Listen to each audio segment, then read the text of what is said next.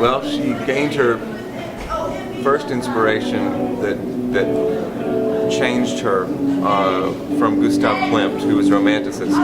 So I think that she does have that in her heart, a sensibility of the romantic artist and a yearning for beauty and poeticism. But she's also tough and she also is provocative.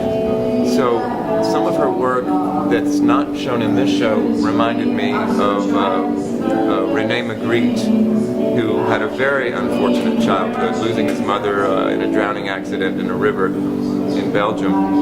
And I think that Emily's hard times and challenges have given her work a tough edge that you very rarely see in an artist of her age.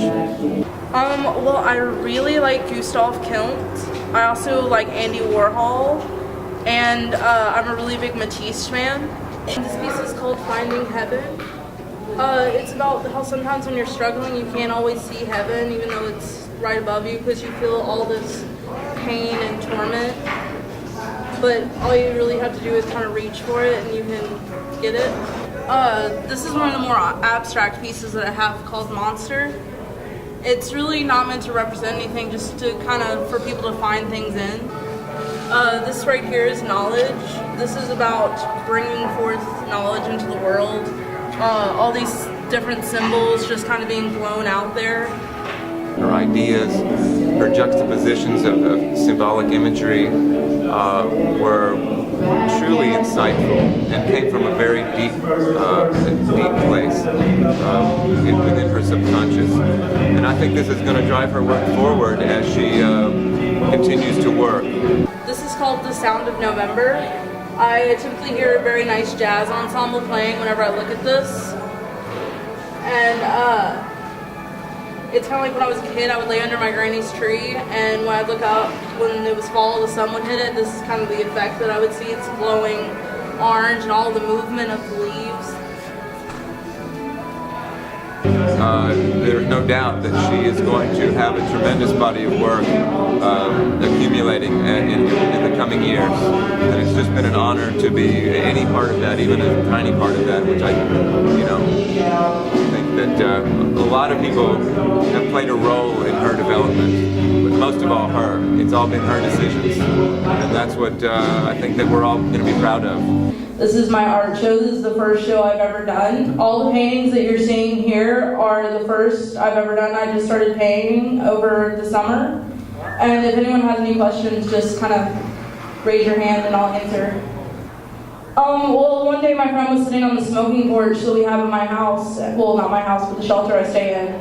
And the smoke got this really cool image, and I just kind of wanted to capture that. I didn't want to take a picture of it. I wanted to capture how it felt going out there to smoke with him. My favorite painting is Soaring. It's over there. It's a very large piece against the blue wall. It's also, I really like the feeling of flying. Like, I wish I had the ability to fly. And as a child, The Never-Ending Story was one of my favorite one of my favorite movies. And so I kind of took that from that, the flying on a dragon's back. Another reason I started painting is because I was a filmmaker. I was in the Nashville Film Festival a few years ago in 2008.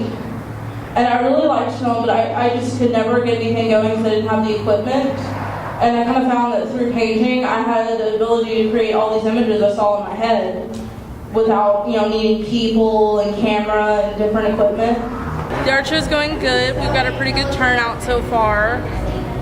Band's going, it's all in swing, and I've already got a couple bits on some of my pieces. I am not familiar with the details specifically of every challenge she's been through, and I know for a fact that her challenges have been disheartening and disappointing, and she has internalized that, and through the making of her paintings, she has enabled herself to sort of to move on from those hard times, and the catharsis of creating these images has brought her closure, given her an opportunity to achieve closure. Every time she does a painting that represents symbolically or even abstractly difficulties and hardships in her life, that experience is brought to a close so she can move on to new and hopefully more encouraging things and episodes in her life.